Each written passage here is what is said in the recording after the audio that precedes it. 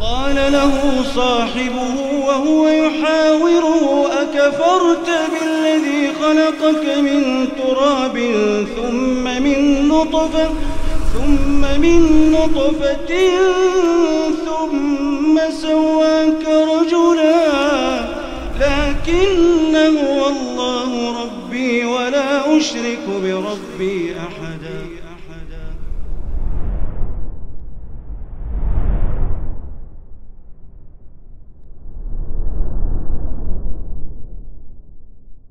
Assalamualaikum warahmatullahi wabarakatuh. Innal hamdalillah nahmaduhu wa nasta'inuhu wa nastaghfiruh wa na'udzu billahi min shururi anfusina wa sayyiati a'malina. May yahdihillahu fala mudilla lahu wa may yudlil fala hadiya lahu. Asyhadu an la ilaha illallah wahdahu la syarika lahu wa asyhadu anna Muhammadan abduhu wa rasuluhu la nabiyya ba'dahu. فإن أصدق الحديث كتاب الله وخير الهدي هدي محمد صلى الله عليه وسلم وشر الأمور محدثاتها وكل محدثة بدعة وكل بدعة ضلالة وكل ضلالة في النار. أما بعد, kembali kita lanjutkan para umat sekalian kajian kitab Umdah al-Ahkam karya Syekh Abdul Ghani al-Maqdisi rahimahullah. Bab as-siwak. Kita masuk dalam bab as-siwak di halaman ke-26 dari kitab Umdatul Ahkam, hadis ke-17. Namun akan saya jelaskan terlebih dahulu perihal siwak. Bismillah.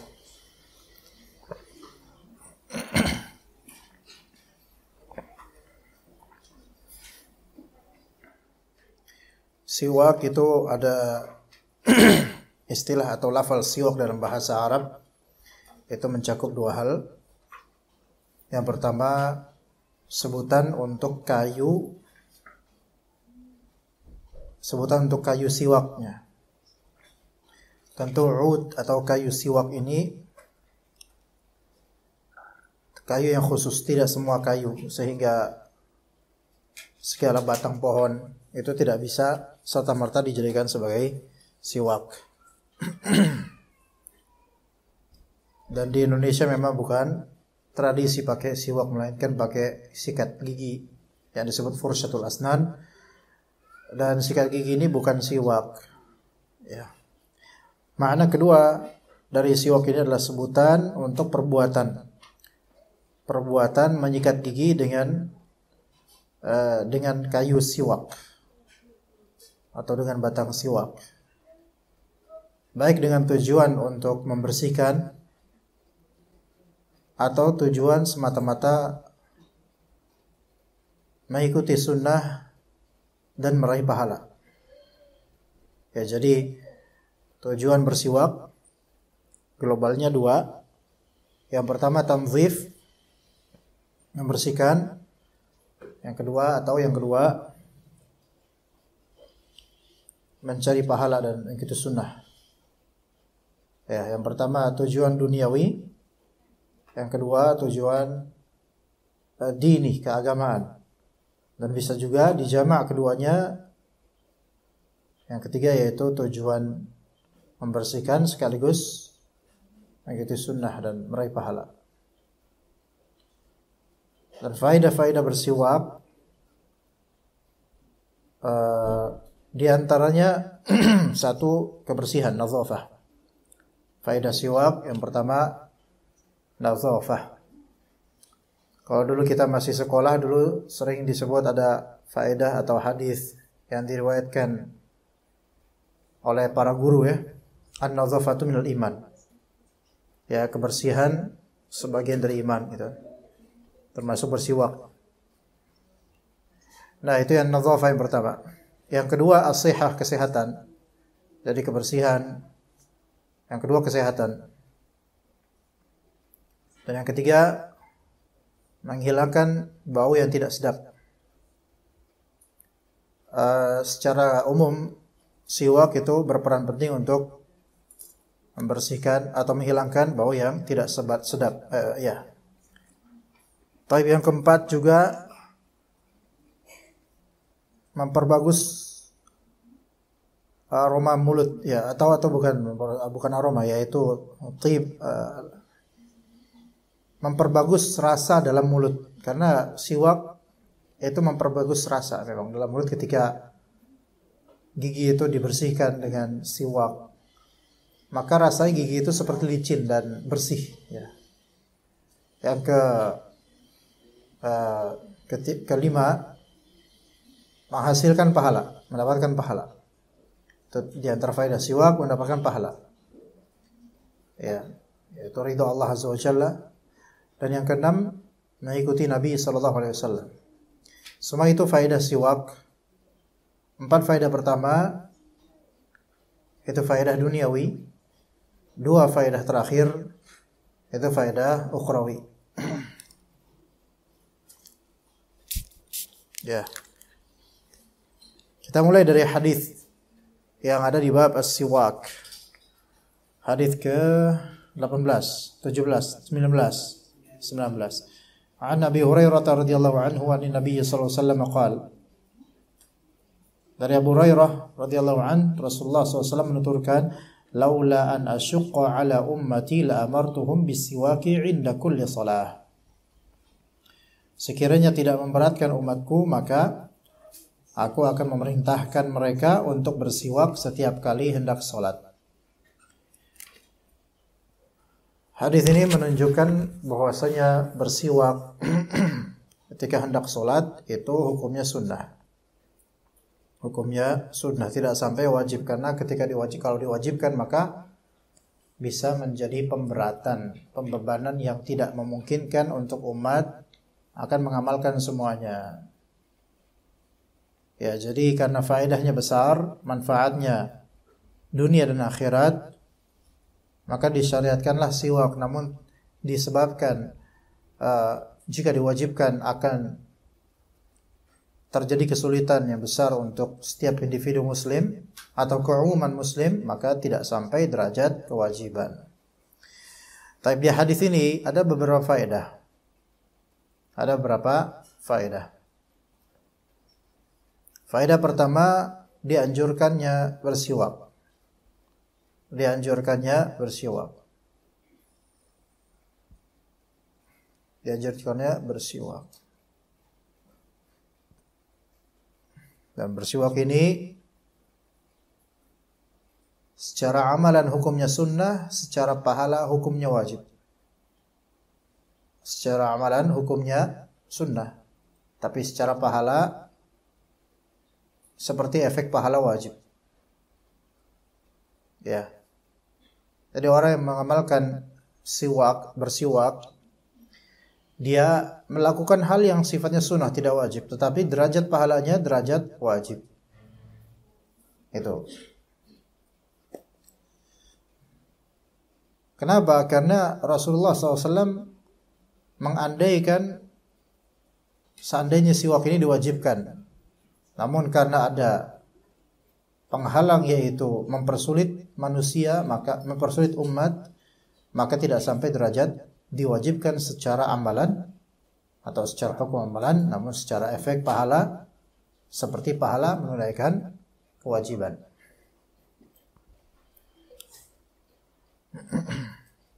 Kedua, disyariatkan siwak sebelum salat. Disyariatkan siwak sebelum salat. Taib, bersiwaknya di mana sebelum salat itu?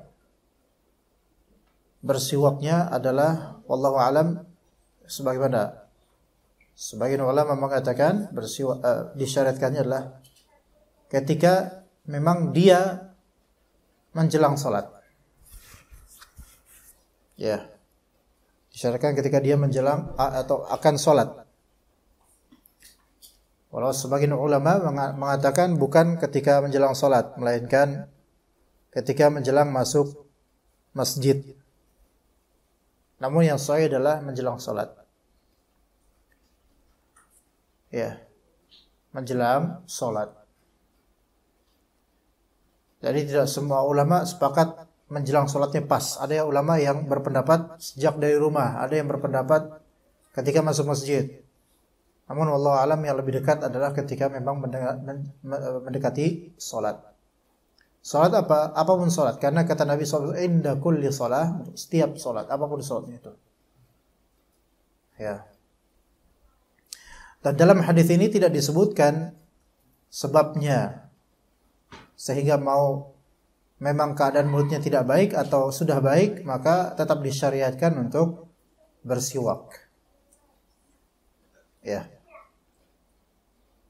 Masih di pembahasan ini, ada hadis lain ketika Aisyah ditanya dengan apa Rasulullah SAW memulai masuk rumahnya, maka kata Aisyah radhiyallahu anha, beliau masuk rumah dimulai dengan bersiwak. Dimulai dengan bersiwak. Nah, dan itu hal yang sunnah. Ketika masuk rumah pribadi dimulai dengan siwak. Yaitu pas mau masuk rumah bersiwak. Ya, itu sunnah. Tentu tidak semua rumah ya, karena tidak dihikayatkan setiap Rasulullah masuk rumah manapun, rumah orang pun bersiwak dulu, enggak, tapi ke rumah pribadinya.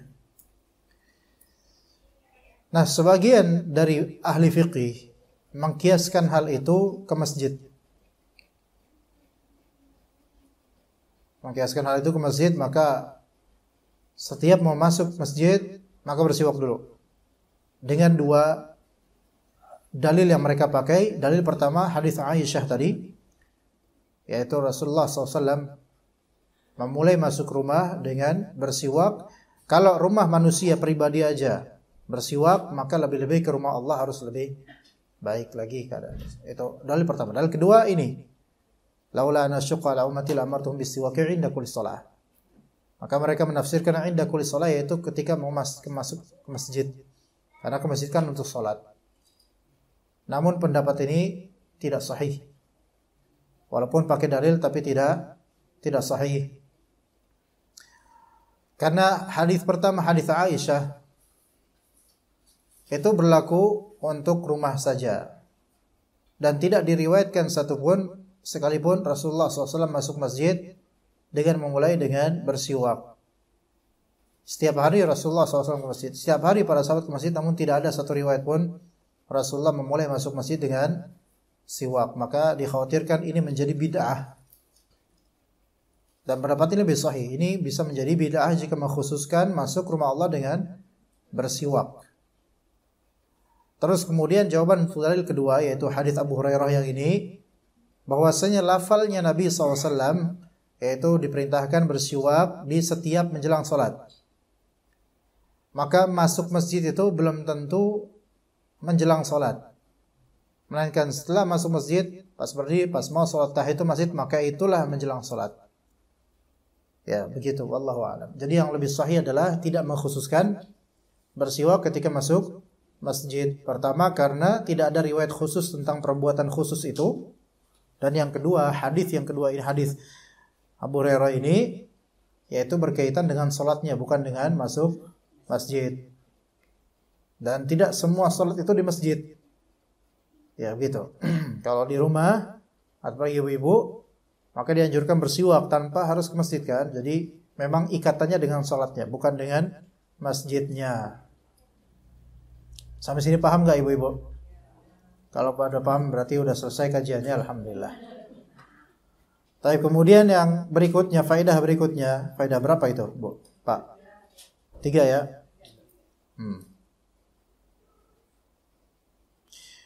Sayangnya Nabi SAW kepada umatnya. Sayangnya Nabi SAW kepada umatnya. Sehingga beliau tidak mempersulit atau beliau tidak mewajibkan sesuatu yang memberatkan pada umat, atas umatnya.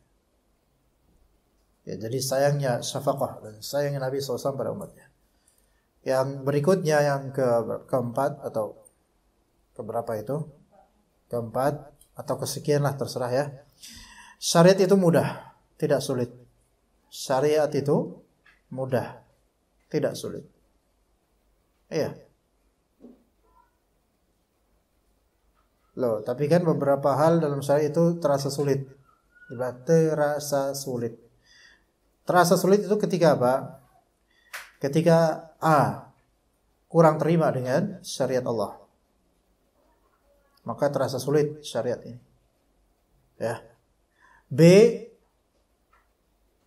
memiliki iman dan akidah yang kurang. Memiliki iman yang kurang dan akidah yang kurang. Memiliki iman yang kurang dan akidah yang kurang. Memiliki iman yang kurang itu disebabkan kejahilan atau kemaksiatan. Memiliki akidah yang kurang disebabkan kejahilan dan kemalasan. Ya. Jadi di antara penyebab kita itu merasa syariat itu berat atau sebagian dari syariat itu berat karena punya akidah yang kurang dan punya iman yang kurang dan akidah yang kurang. Penyebab iman berkurang apa? Kebodohan, ketidaktahuan, dan juga kemaksiatan, pelanggaran. Karena pelanggaran itu mengurangi iman. Dan penyebab akidah kurang karena apa? Ya, kejahilan dan kemalasan dia untuk belajar atau mengingat. Ya. Kemudian di antara penyebab terasa beratnya syariat, ya, di antara penyebab terasa beratnya syariat, bergaul dengan orang-orang yang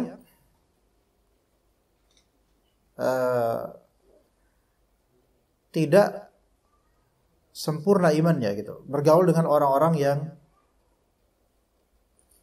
tidak baik lah ini gitu. Tidak baik ini mencakup orang yang tidak sempurna imannya, orang yang jahat, orang kafir, orang fasik, masuk semua.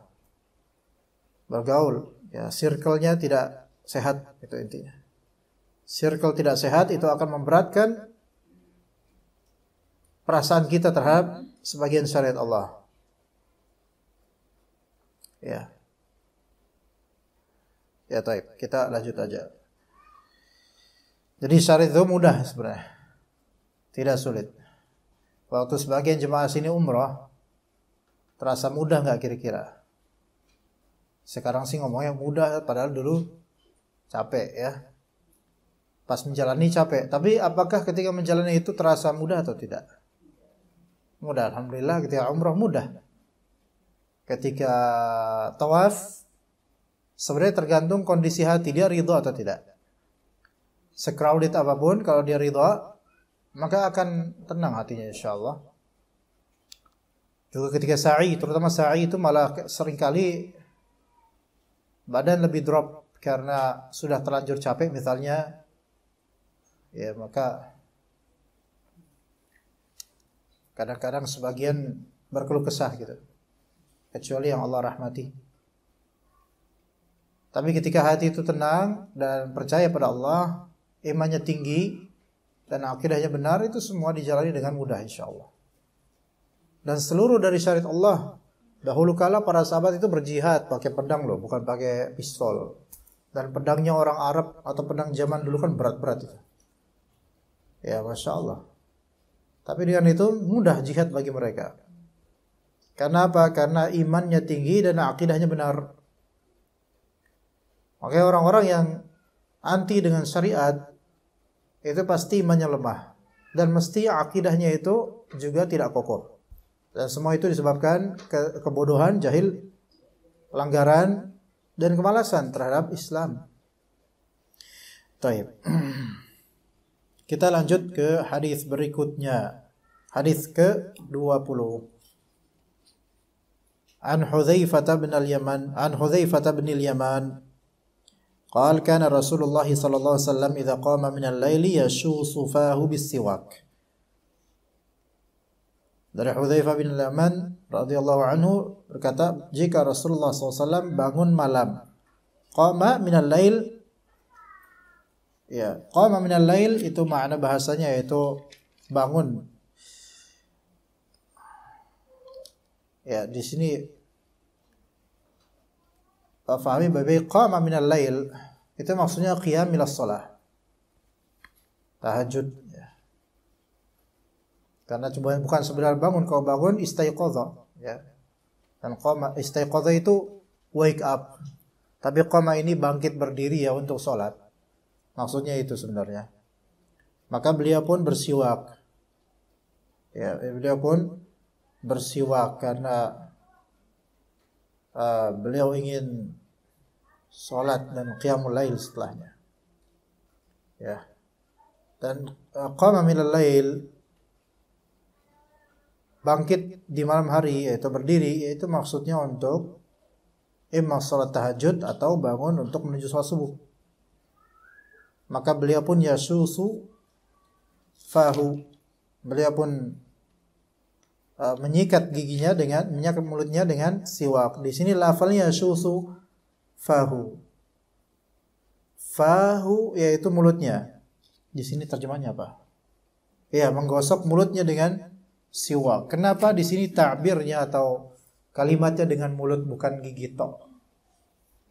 Bukan gigi doang. Kenapa? Karena fungsi siwak itu bukan hanya untuk gigi. Dia juga bisa untuk lidah.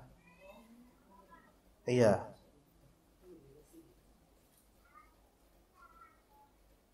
Iya. Bahkan mungkin sebagian ada yang untuk gusi, walaupun itu tidak recommended ya. Karena sebagian dari ud atau kayu itu kasar ya, sehingga tidak cocok, dan sebagian gusi manusia itu sangat sensitif sehingga tidak cocok. Gitu. Dia pakai sikat gigi yang lembut aja kadang-kadang tidak cocok gusinya, apalagi yang kayu murni gitu. Nah, jadi bisa untuk mulai pakai lidah dalam nanti insyaallah ada hadis nanti ya. Lidah itu pun Rasulullah SAW siwakin, ya begitu. Dan memang kalau kita lihat, kalau kita tahu juga, insyaallah tahu semua, lidah itu juga bisa disikat pakai sikat gigi. Dan sebagian sikat gigi, dan mungkin bukan dengan sikat giginya, sebagian sikat gigi bagian belakangnya atas itu, pentol bulu sikat giginya itu, bagian belakangnya itu kadang-kadang ada gerigi-gerigi yang itu memang untuk siwak, bukan siwak, untuk lidah. Karena bakteri dan kuman-kuman banyak di lidah, bekas makanan, ya maka buat lidah, memperbaiki kondisi lidah, dan itu bisa juga itu berpengaruh pada jantung juga kadang-kadang. Jadi begitu. Tapi dengan siwak itu bisa dengan lidah. Ya. Kalau untuk bibir bisa nggak siwak itu? Ya kalau mau dibisain bisa aja, tinggal lakukan. Tapi apakah emang fungsi untuk bibir? Wallahu a'lam. Kalau itu nggak tahu saya. Kalau untuk hidung bisa nggak? Ya bisa aja kalau mau, silakan. Kan kayak nggak ngelarang, cuman nggak recommended gitu aja. Ya. Kalau untuk tustel itu susah kok itu. Ya, faedahnya apa dari dalil ini? Yang pertama, dia disyariatkannya bersiwak setelah bangun tidur malam. Disyariatkannya bersiwak setelah bangun tidur malam.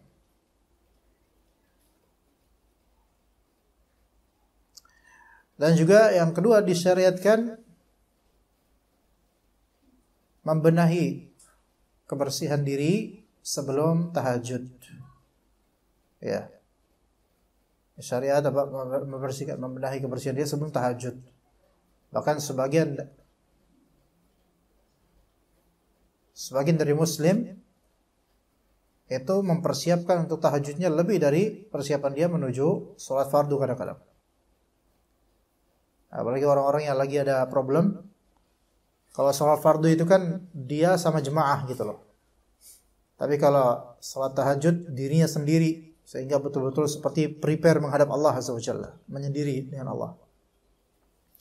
Mempersiapkan apa? Siwak misalnya, wudu dengan baik, sikat gigi juga, ya. Sajadahnya dikasih parfum, kemudian bajunya dikasih parfum, kemudian pakai songkok yang terbaik, pakai sarung yang termahal. Masya Allah. Karena ini spesial, eksklusif. Ya. Ya silahkan begitu, kalau nggak begitu juga nggak apa-apa. Tapi dianjurkan untuk bersiwak, baik sebelum sholat tahajud ataupun setelah bangun tidur karena ingin sholat tahajud atau ingin sholat lainnya, sholat subuh. Taib. Kemudian yang hadis berikutnya 21. An Aisyah radhiyallahu anha, dari Aisyah radhiyallahu anha. Beliau berkata, dakhala Abdurrahman bin Abi Bakar As-Siddiq ala Nabi sallallahu alaihi wasallam. Masuk siapa? Abdurrahman bin Abi Bakar As-Siddiq. Yani saudaranya Aisyah radhiyallahu anha. Namanya Abdurrahman. Masuk menemui Nabi SAW. Wa ana musnidatuhu ila sadri. Ketika itu Nabi sedang bersandar ke dadaku, dadanya Aisyah radhiyallahu anha. Ini menunjukkan bolehnya seorang suami bersandar di dada istrinya dengan kehadiran ipar. Boleh. Tapi kalau kehadiran Pak RT jangan. Kecuali Pak RT iparnya sendiri, ya. Wa ma'a Abdurrahmani siwakun ratbun yustanubih. Abdurrahman bin Abi Bakar itu, Abdurrahman yaitu saudarinya Aisyah, membawa siwak ratb yang masih basah, yang digunakannya untuk menggosok giginya. Siwak ratb ini bukan maksudnya basah dengan ludah, bukan. Jadi ratb itu basah, seperti rutab itu kurma yang memang masih basah itu loh. Jadi dari zat siwaknya itu memang masih basah. Kadang-kadang kan kalau kita beli siwak itu udah kering, tapi yang dibungkus dengan bungkusan plastik itu kan masih basah. Pernah nggak, Bu? Nah, itu namanya siwak ratb, siwak yang masih basah dan biasanya baunya kayak bau paya atau bau apa, baunya tuh masih kayu banget gitu loh. Kalau yang udah kering kan yang ketengan, yang apa tuh? Yang kadang kalau misalnya kita di Masjid Nabawi di keluar ada kedai-kedai jualnya bukan kopi, jualnya siwak. Ya, bedanya di situ tuh. Kalau di sini warkop, di sana warwak, ya. Warung biawak.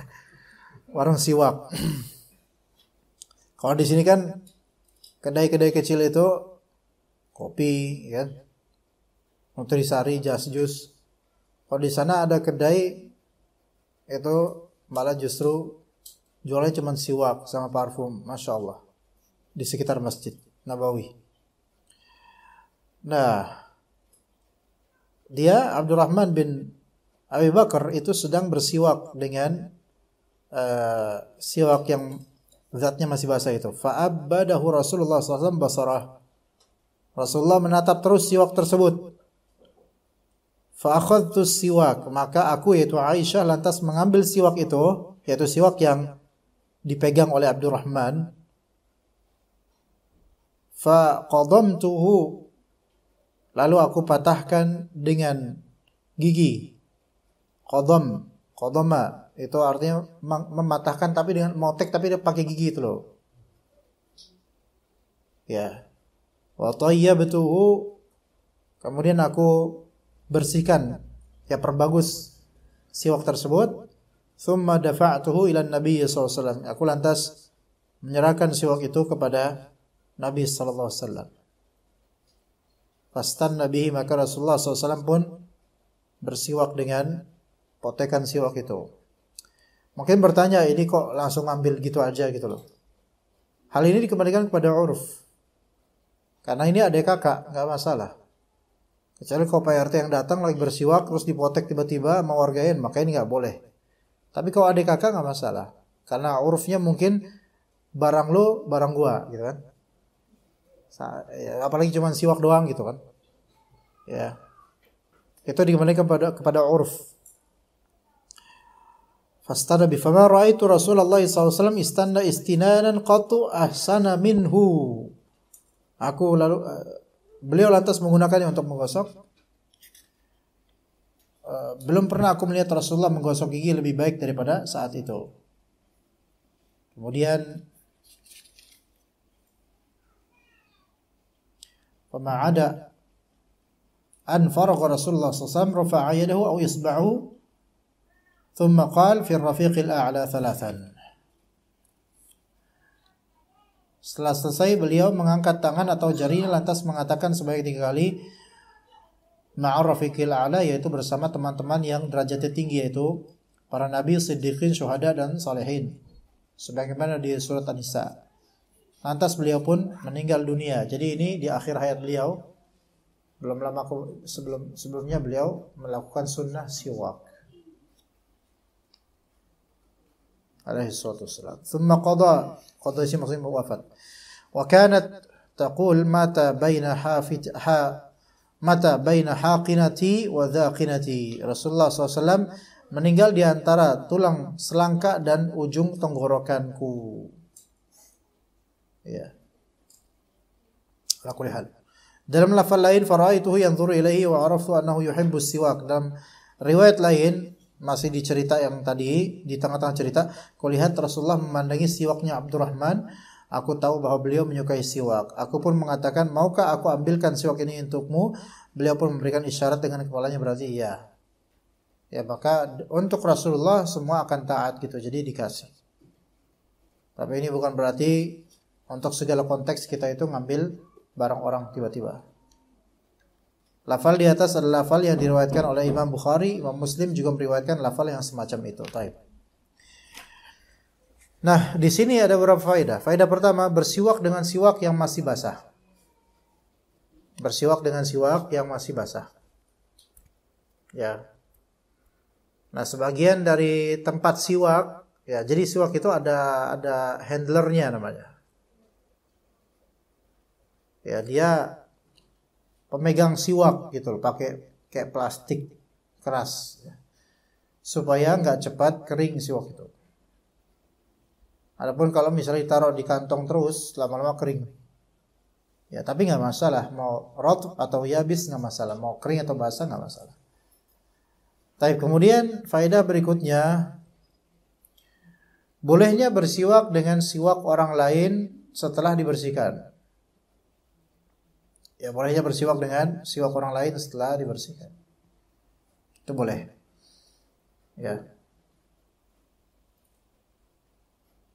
Tapi itu dengan seizin orang lain itu, dengan sepengetahuan ya.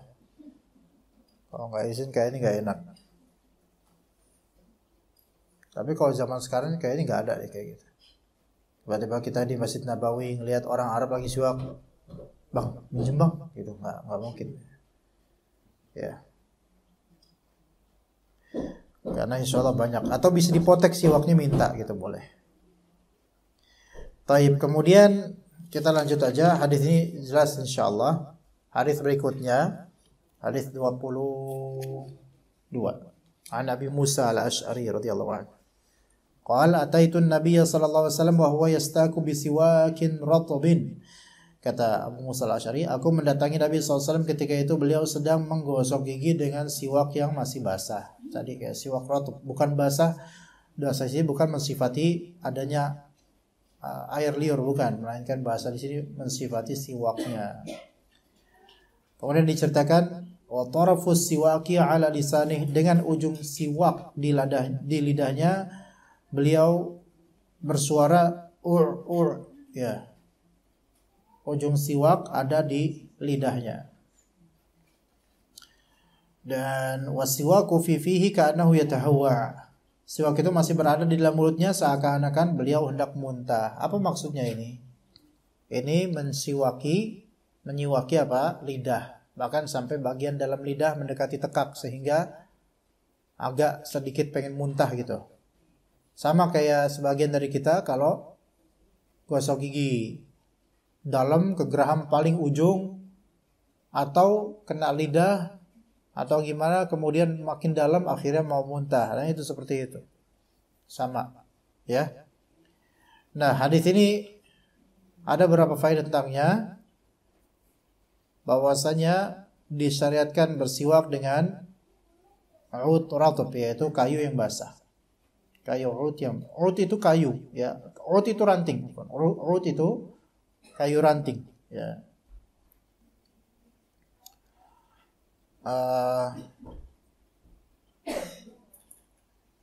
Kemudian yang kedua, disyariatkannya bersungguh-sungguh dalam bersiwak sehingga sampai ke lidah bagian dalam.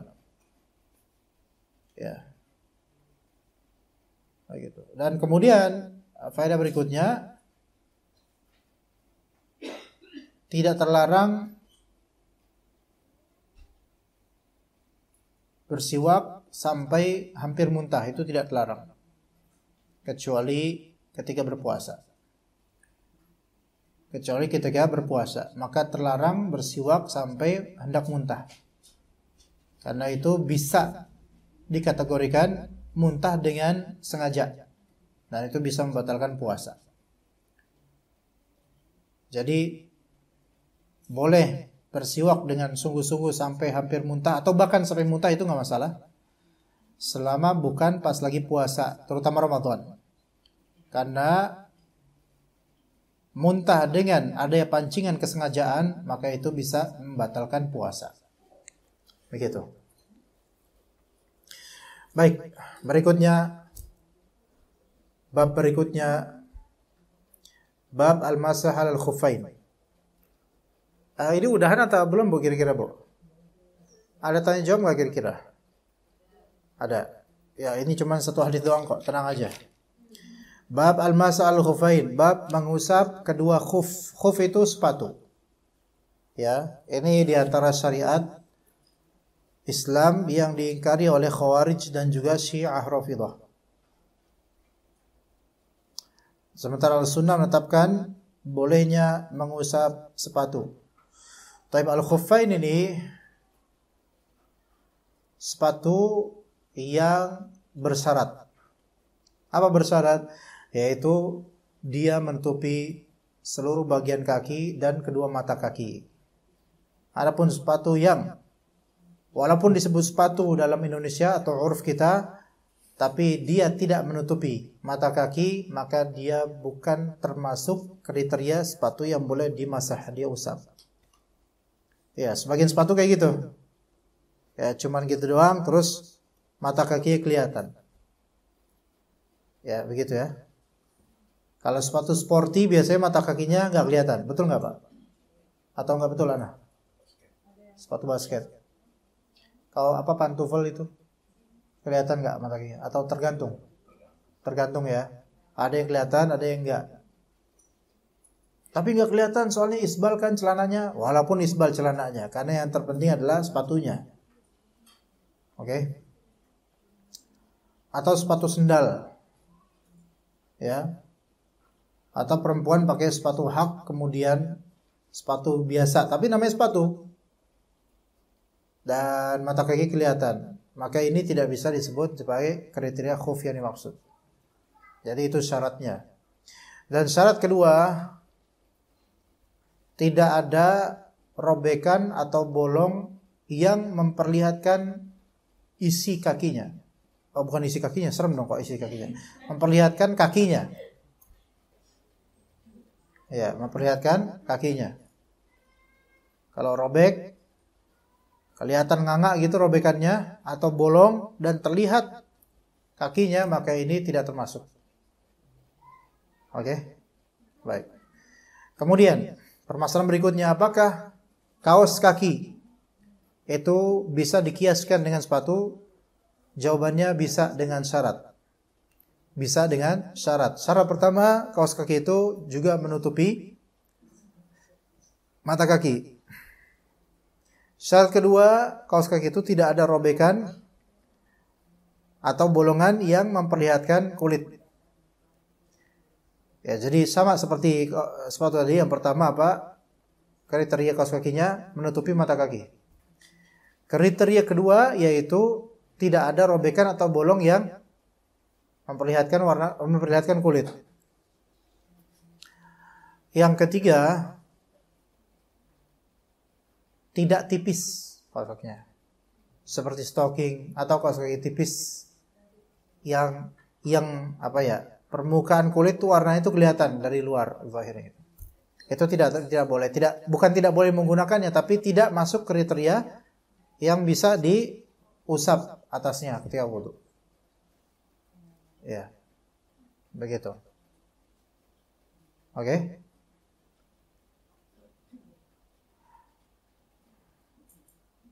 Kok diam? Oke nggak, Bu? Oh, ya, oke. Antum kenapa error Pak ininya? Zoom-nya error. Semoga dapat hidayah.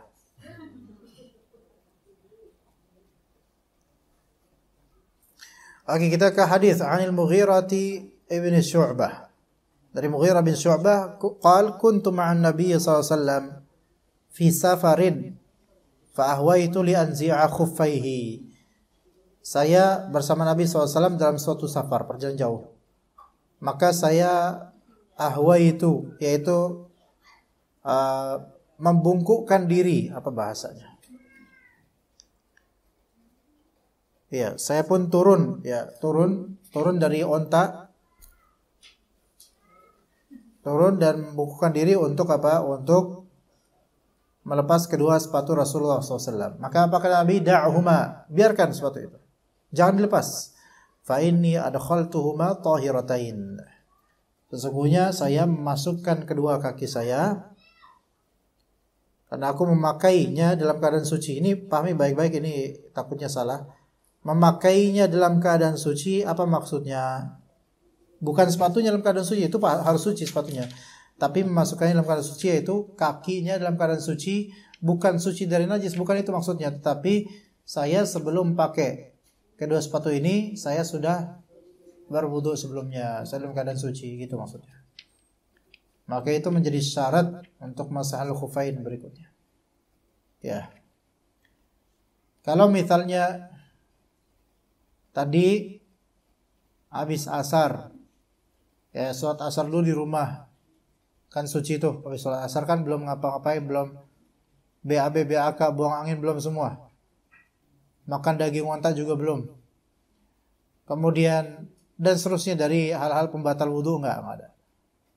Nah, sebelum pergi kemari, pakai kaos kaki, pakai sepatu. Ya. Terutama ummahat. Bapak-bapak, Pak Joko pakai kaos kaki, Pak. Pakai sepatu, Pak. Kok kelihatannya lagi pakai, Pak? Nah, misalnya sekarang kan pakai kaos kaki. Nih ummahat nih pakai kaos kaki. Berarti hukumnya kalau nanti maghriban di mari wudu enggak lepas kaos kaki boleh enggak? Boleh. Dan bukan sepatunya diusap, karena Anda sudah melepas sepatu. Kaos kakinya diusap, bagian atasnya. Begitu. Ya gitu ya ibu-ibu ya. Kecuali tadi kalau habis asar, sebelum pergi mau pakai kaos kaki, sebelum pakai kaos kaki, pipis dulu pipis, nggak wudu lagi, terus pakai kaos kaki, pakai sepatu kemari, maka ini nggak ada hukum untuk masah, nggak boleh, ya gitu ya. Jadi ketika sepatu dibuka, maka hukumnya hukum kaos kaki itu nanti, dengan syarat ya tadi kaos kakinya menutup mata kaki, terus tidak ada apa tadi, robekan atau bolongan yang menampakkan kulit. Kemudian tidak tipis kaos kakinya sehingga kelihatan warna kulit, tidak, itu tidak bisa sehukum dengan ini, gitu ya. Ya, begitu ya Ibu. Jadi kaos kaki bisa. Berarti syarat untuk bisa mengusap sepatu atau kaos kaki adalah dia ketika memakainya dalam keadaan tahir, yaitu dalam keadaan sudah bersuci, tidak dalam keadaan batal wudunya, tidak. Oke. Kemudian hadis terakhir, an Hudzaifah bin al-Yaman qala kuntu ma'an Nabi sallallahu alaihi wasallam fi safar fabala wa tawadda'a wa masaha ala khuffaihi. Dari Hudzaifah bin al-Yaman radhiyallahu anhu, beliau mengatakan, aku bersama Rasulullah SAW dalam sebuah perjalanan. Beliau buang air kecil, kemudian berwudu dan mengusap sepatunya. Begitu. Ya, seperti itu jadinya. Mudah kan insyaallah ya. Nah, sekarang untuk waktunya gimana? Waktunya kalau mukim, bukan musafir, sehari semalam, 24 jam, sehari semalam. Para ulama berbeda pendapat dimulai startnya dari mana gitu loh. Apakah dari apakah dari wudhu pertamanya, atau dari make sepatu atau kaos kakinya, atau dari wudhu pas batalnya? Paham gak ibu-ibu? Dimas, paham gak Dimas? Ini Dimas atau Ardi? Siapa? Dimas. Satu lagi siapa? Bagus, jauh banget loh, sama Ardi jauh. Dimas.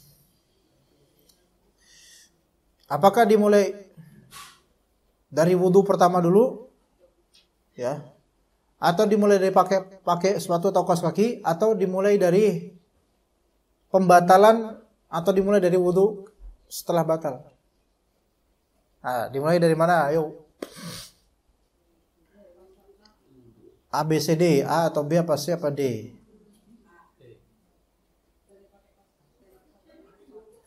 Yang bisa jawab dengan benar boleh pulang dan membawa seluruh jemaah pulang, boleh. Wallahu alam, zahirnya adalah yaitu ketika dia memakai sepatunya. Walaupun ini khilaf di antara ulama. Dimulai dari dia memakai sepatunya itu durasinya itu. Kalau tadi ummahat pakai kaos kakinya setelah asar, maka dimulai dari situ tuh waktunya. Sampai besok asar. Besok sebelum asar masih berlaku, tapi dengan syarat jangan dilepas itu kaos kaki sampai besok. Kalau dilepas hilang hukumnya udah. Itu. Enggak, saya enggak ngelepas, saya sobekin sepatu. Enggak. Kalau sobekin kan berarti kelihatan dong. Gitu. Ya. Seperti itu. Itu untuk mukim. Kalau untuk musafir 3 hari dimulai dari pertama kali dia pakai sepatu atau kaos kaki itu. Ya, maka kaos kaki bisa. Ya, seperti itu, wallahu a'lam. Taib, alhamdulillah kita kita cukup untuk hadis ini sampai sini insyaallah. Jika ada pertanyaan dipersilakan. Udah bisa Zoom-nya? Alhamdulillah. Apa kata para netizen? Alhamdulillah, Allahu Akbar gitu. Takbir, ya gitu. Enggak. Ayo, ada pertanyaan silakan. Ibu-ibu, bapak-bapak. Sudah ada pertanyaan online. Fadhol.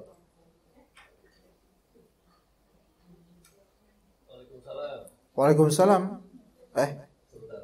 Waalaikumsalam. Sebentar, Akhi. Mau telepon itu? Sebentar, Akhi. Sebentar. Anda coba speaker dulu. Atau mau ngomong sama siapa? Sama jamaah yang di Zoom. Ayo.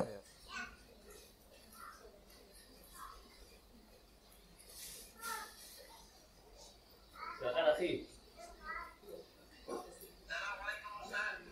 Assalamualaikum warahmatullahi wabarakatuh. Pakai.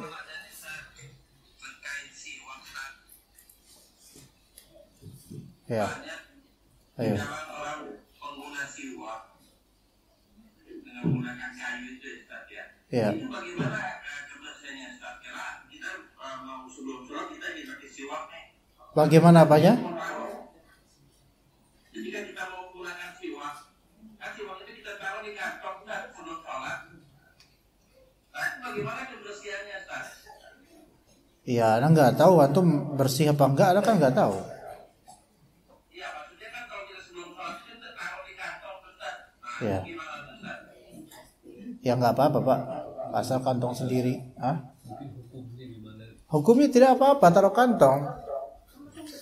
Bapak taruh kantong celana, kantong baju, kantong jubah. Yang penting punya sendiri kan, nggak apa-apa insyaallah. Maksudnya itu tidak membuat siwak itu kotor, kemudian nggak sah siwaknya, nggak apa-apa, Pak. Gitu, ya Pak ya. Jadi kalau misalnya pun antum mau bersiwak terus tambahin sedikit debu di siwaknya juga nggak apa-apa. Cuman kan itu nggak etis. Nggak apa-apa, Pak. Iya, nggak apa-apa. Boleh dicoba ya. Wa iyyakum jazakallah. Wa iyyakum. Ada pertanyaan langsung nggak dari Ibu-ibu. Ya, ayo. Sekarang itu ada siwak yang campurannya Ini. odol. Ya. Sama fungsinya. Siwak campur odol. Iya, ada sekarang odolnya Odol pasta gigi. ada kandungan siwaknya. Odol tapi Ada Iya, kandungan pasta gigi, siwaknya. tapi ada oh Sekarang kan seperti itu. dulunya F gitu, pakai F dulu ya, ada SF gitu. Contohnya merek nih ya, Pepsodent gitu. Ya ada siwaknya gitu. Tapi bukan di batangnya, melainkan di odolnya, pastanya ya. Pasta gitu. Pakai sikat gigi. Ya, itu tidak, ya sama-sama Bu. Itu tidak mewakili siwak. Ya, cuma zat ya, jadi masukin ke situ. ya zatnya memang dimasukin situ, tapi sunnahnya nggak dapat. Karena bukan siwak. Karena bukan ud siwak. Gitu. Jadi apapun pasta gigi, apapun sikat gigi dengan siwak ada kesamaan, ada perbedaan. Dari segi kebersihan sama-sama semakna, yaitu sama-sama berusaha untuk membersihkan, itu betul. Tapi dari segi fikih dan juga peribadatan itu tidak sama nilainya. Dari segi fikih, ibadah dan kesehatan tidak sama. Dari segi fikih, siwak itu secara zat bersiwak itu sunnah udah. Ya. Dengan siwaknya, dengan apa namanya, batang siwak itu. Kalau gosok gigi kan dia mau pakai apa aja silakan gosok gigi, mau pakai yang mahal mau murah, yang bukan kayu nggak masalah, mau dari plastik kayak mau dari bulu apa nggak masalah. Itu dari segi fikih. Dari segi peribadatan jelas nilai beda. Dalam hadis Nabi SAW, as-siwaku matharatun lil fami mardatun lir rabbi. Ya, siwak itu membersihkan mulut dan membuat Allah Ta'ala ridha. Itu kan nilai ibadah gitu. Dari nilai kesehatan, siwak itu berbeda dibandingkan dengan odol atau sikat gigi. Karena apa? Sekarang ini beda dari segi kesehatan. Ketika seseorang bersiwak, maka dia makan atau dia menelan hasil siwaknya itu membuat lambung lebih bagus. Kalau misalnya odol ditelan, ya coba aja. Jadi beda, dari segi kesehatan beda. Itu satu, kesehatan pertama. Yang kedua, manfaatnya untuk gigi juga bagus. Gak ada orang sensitif dengan siwak. Tapi dengan odol kadang-kadang sebagian orang sensitif. Iya. Apalagi kalau ditambahin dodol, itu kadang-kadang sensitif orang. Iya, sayat gigi. Ya begitu. Begitu. Makanya kadang-kadang orang nyeletuk berkeluh kesah atau misu-misu dengan dodol gitu kan. Nggak ada dengan siwak gitu, nggak ada. Ya. Jadi beda, Bu. Walaupun serabut siwaknya ketelan gitu. Walaupun serabut siwaknya ketelan, iya. Iya. Baik, bermanfaat. Tapi bukan kayunya langsung ditelan nanti nggak keluar susah. Iya, begitu. Seperti itu. Ada lagi Ibu? Bu? Ada lagi nggak?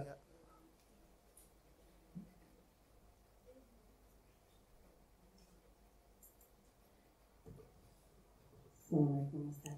Waalaikumsalam. Masa pakai siwak itu ada nggak gitu berapa? Ada expirednya nggak gitu berapa kali? Apa Tergantung. Ya, tergantung ibunya aja. Ibu tulis saya sendiri di batangnya X 2000 yang berapa. Nggak ada, Bu. Siwak itu nggak ada masa expirednya. Boleh cuci, karena dalam hadis tadi kan dibersihkan, dicuci, nggak apa-apa. Boleh. Iya. Enggak, Bu, sekali buang mubazir, Bu. Biasanya sampai dipotong terus diberantakin lagi tuh gitu ya. Serat-seratnya tuh di ini ya. Nanti kalau udah buluk gitu, udah buluk lagi. Udah apa ya? Udah habis potong lagi gitu sampai kecil-kecil gitu loh kalau itu. Iya. Gitu. Ntar jadi warisan, Bu, bisa tuh jadi warisan. Iya. Karena kalau udah protol-protol itu kurang nyaman, seratnya tuh keluar semua, nanti ketelan semua, banyak, gak enak di tenggorokan. Begitu. Kadang bisa awet, siwak itu bisa awet lama, apalagi kalau nggak dipakai, makin awet itu. Iya gitu, Bu. Ada lagi ya, Bu? Udah. Oke, kita cukup sampai sini insyaallah. Jazakumullah khairan. Sallallahu ala nabiyyina Muhammad wa ala alihi wa sahbihi ajma'in. Subhanakallahumma bihamdika asyhadu an la ilaha illa anta astaghfiruka wa atubu ilaik. Assalamualaikum warahmatullahi wabarakatuh.